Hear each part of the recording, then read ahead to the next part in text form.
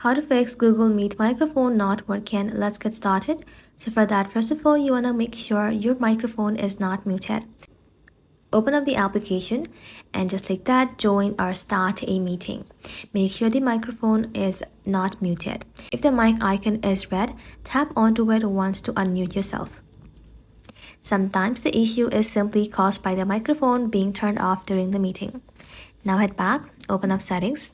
Inside here, you want to go ahead and simply scroll below, then tap on apps. Inside apps, search for the Meet application and then tap onto it. Now you want to go ahead and simply sign into your account, and once you're signed in, you will be able to find tons of options. You want to simply tap on microphone and make sure the access is enabled. Without microphone permissions, Google Meet would not be able to hear your voice. Now completely close the Google Meets application and then reopen it. This can fix temporary glitches or bugs affecting the microphone. Also, if you're using Bluetooth headphones or AirPod, make sure they are properly connected.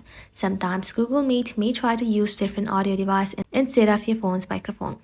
You can even try disconnecting your Bluetooth completely and testing the microphone again. That's it.